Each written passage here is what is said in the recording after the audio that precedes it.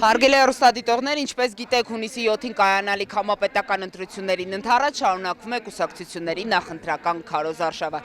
Քարոզարշավի շրջանակում քաղաքացիական պայմանագիր կուսակցությունը վարչապետ Նիկոլ Փաշինյանի գլխավորությամբ եւ Տեր կանգնիր խաղաղության նկարքախոսի ներքո այսօր շարունակում է քարոզարշավ իրականացնել Գեղարքունիքի մարզում։ Այժմ մենք գտնվում ենք Վարդենիս համայնքում եւ այս պահին ես պատրաստվում եմ զրուցել Ազգային ժողովի քաղաքացիական պայմանագիր խմբակցության падգամավոր Եվրոպական ինտեգրման հարցերի մշտական հանձնաժողովի ղեկավար Արման Եղոյանի հետ։ Պարոն Եղոյան, շնորհակալ եմ հարցազրույցի հնարավորության համար։ Շնորհակալ առաջարկում։ Պարոն Եղոյան, ընդամենը մի քանի օր է մնացել քարոզարշավի ավարտին եւ հունիսի 7-ին տեղի ունենալու քվեարկությունը, ինչ ակնկալիքներ, ինչ սպասելիքներ ունեք դուք մեր քաղաքացիներից եւ ընդհանուր նաեւ քարոզարշավը ձեր դիտարկմամբ ինչպես է անցնում։ Մենք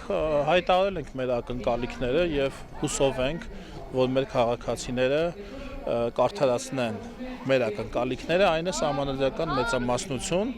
եւ մեր հանդիպումները քաղաքացիների հետ են ահռելի աշխատանքը, որ մենք կատարել ենք այս տարիների ընթացքում, շատ գործերի մենք օրինակ շատերս նոր ենք ծանոթանում, որովհետեւ ոչ բոլորս ենք Հայաստանի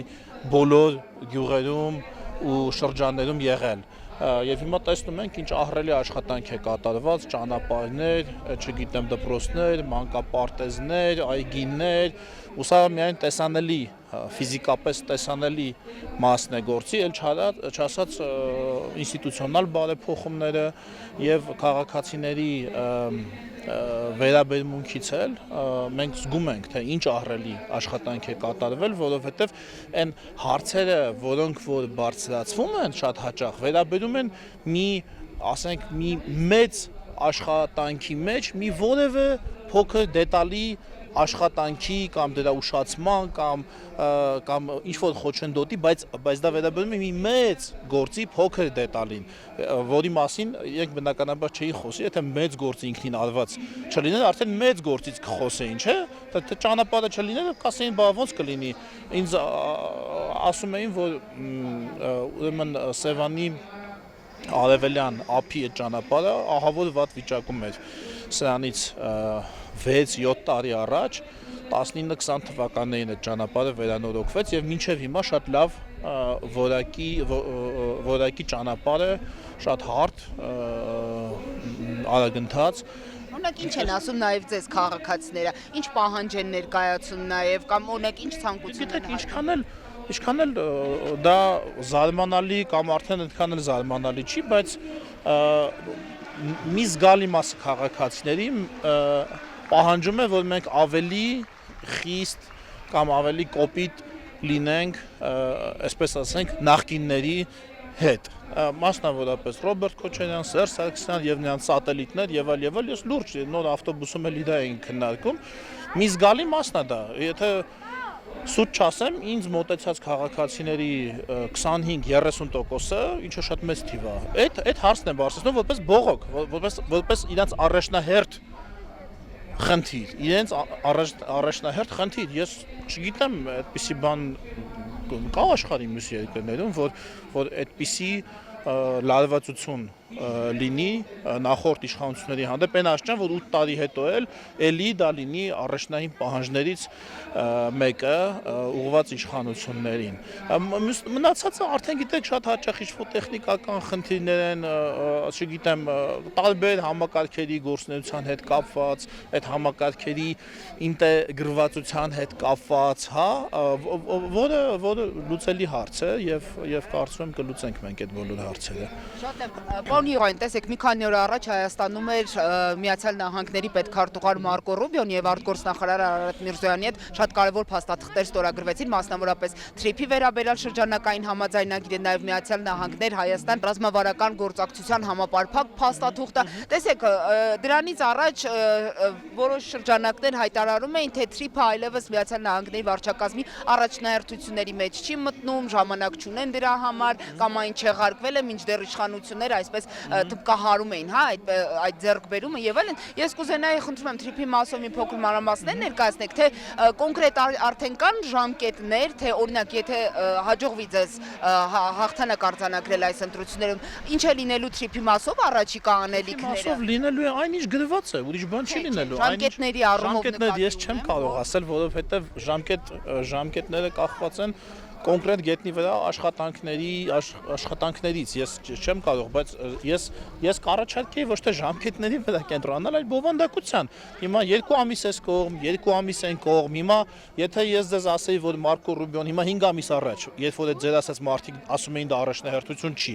ինձ դուք այս նույն ձևով հարցը տայիք, ասեիք հələ ասեք ժամկետները, երբ է Մարկո Ռուբիոն գալու, ես ասեի գալու է մայիսի վերջին օրինակ։ Հիմա որ մայիսի վերջին չլիներ, հունիսի վերջին լիներ կամ ապրիլի վերջին, դրանից շատ բան փոխվելու էր։ Ոչ, ժամկետները չեն սահմանում քաղաքական գործընթացը, այլ շահերն են սահմանում քաղաքական գործընթացը, շահերն են սահմանում քաղաքականությունը։ Պարոն Եղան, բայց տարածաշրջանը այնպիսի իրավիճակում է գտնվում, որ ես օրինակ նկատի ունեմ հենց նույն Միացյալ Նահանգներ Իրան լարվածությունը, որը չգիտես որ պահին նորից կարող է վերսկսվել, հա, որովհետև այնպես չի որ նրանց միջև վերջնական համաձայնություն է ձեռք բերվել եւ այլն, այսինքն դուք նայեք Հայաստան-Իրան հարաբերություններին, նաեւ ոչ միայն ԱՄՆ-Իրան հարաբերություններին, ինչ եք դուք մոռանում Հայաստան-Իրան հարաբերությունները, դուք չեք տեսնում, որ մենք շատ լավ, բարիդրացիական հարաբերություններ ենք կառուցում մեր հարավային հարևանի հետ եւ պիտի ասեմ, որ դրա համար էլ որոշակի ջանք է մեզանից պահանջվում եւ կարծում եմ, որ մեր իրանցի գործընկերները դա տեսնում են եւ դա գնահատում են եւ չեմ կարծում, որ իրենք խոչընդոտեն Հայաստանի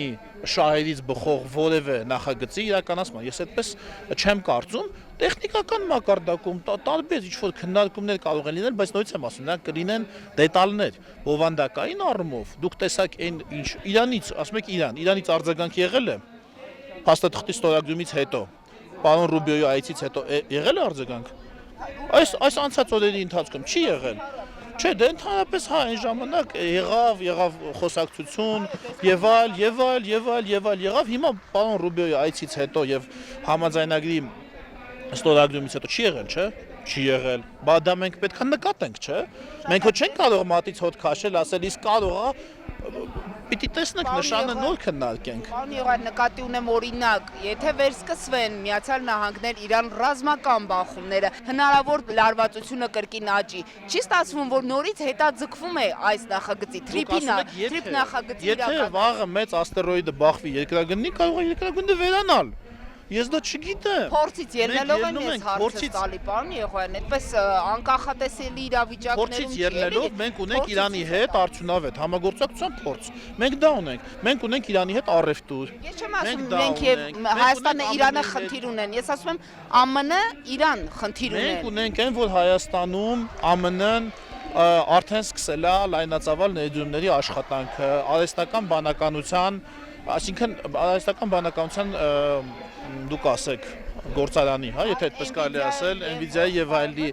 դուք հա, չէ, գիտեք ոնց ձեր հարցի թեականությունը չափազանց մեծ է, այդ դիապազոնը թեականության չափազանց մեծ է, ես չեմ կարող այդ աստիճանի մեծ դիապազոնով թեական հարցի վրա ասեմ,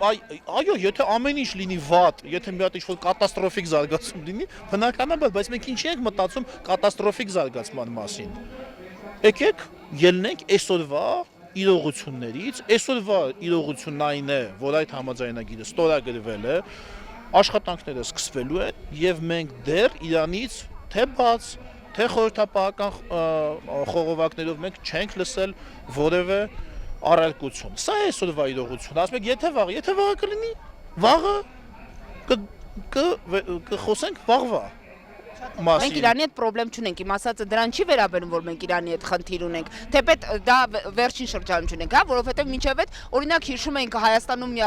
Իրանի դեսպանի հայտարարությունները, որ Հայաստանը հարթակ է տրամադրում հակաիրանական ուժերին իր վրա հարձակումներ գործելու համար։ Հիշում եք դեսպանի այդ հայտարարությունը, ասում էր օրինակ Հայաստան-Իրան բարեկամական հարաբերությունները չպետք է խաթարվեն արևմուտքի պատճառով, որովհետև Իրանը մշտապես եղել է։ Այո, բայց ուզում եմ ասեմ այն ժամանակ իրենք արձագանքում էին։ Իմ հարցը դրան չէր վերաբերում, պարոն Եղան, այլ հայտարարությունները կարող են մեջ բերել։ Փորձն եմ նկատի ունենում ցույց տալիս, որ ամեն վարքյան նորից կարող են սրացումներ լինել։ Օրինակ, այդպես եղավ, չէ, որ դրանից հետո որոշ ժամանակով թրիփը կարծես այսպես կասեցվեց, այսպես ասեմ։ Դրա համար էին ասում, հետաձգվել։ Դա լրատվական դաշտի բայղուշություններից է։ Ոչինչ չի։ Դա ձեր ընդդիմադիր ընդդիմախոսների հայտարարությունները։ Հա, ընդդիմախոսների հայտարարությունները է լրատվական դաշտում, որտեղ ես լրատվության միջոցով եմ իրանց, այսինքն մեր դաշտում ես այդ նկատի ունեմ, ձեզ չեմ ասում։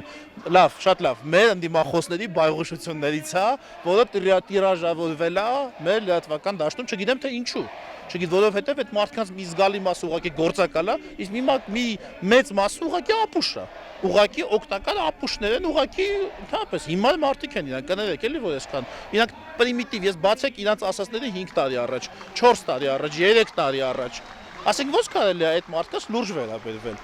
Հիմա ես ինչ եմ ասում Հայաստան-Իրան, ես նկատի ունեմ, որ Իրանը իր տարածաշրջանային քաղաքականությունը վարելիս հո միայն չի նայում Իրան ԱՄՆ հարաբերություններին, ամերիկյան կամ հայ-ամերիկյան ծրագրերին, նայում է նաև Հայաստան իր հարաբերությունները մեր հետ, չէ, դա պետք է, չէ, հաշվի առնվի։ Ես դա նկատի ունեմ, ուղղակի ես ինչի եմ էլի այսպես արձագանքում, որովհետև ավանդույթ կա մեր հանրային խոսույթում, որ մենք Կիկոսի մահի սցենարով առաջ շարժվենք։ Իսկ ինչու դրականի մասին մենք չենք խոսում։ Օրինակ ինչու չեք ասում, օրինակ վաղը ամեն ինչ լավ լինի, Իրան ԱՄՆ հարաբերություններում կամ նեյտրալ ինչ-որ մի ստատուս քվո հաստատվի ԱՄՆ Իրան հարաբերությունների եւ ճանապարհը գործարկվի, պարոն Եղոյան, ինչքան կլինի առևտրաշրջանառությունը այդ ճանապարհով, ըստ ձեր հաշվարկների։ Ինչի մենք դա չենք մտնում մեր քաղաքական օրակարգ այդ խոսույթը։ Ինչի ենք մենք Կիկոսի մահով, սա, նա 300,000 այն մյուս հիմարների խումբն էլ դա է, 300,000 ադրբեջանցի, սայց 5 տարի առաջ այդ նույն անպատասխանատու մարդիկ, այդ խմբավորումները, սայց 5 տարի առաջ նախընտրական տեսահոլովակ էին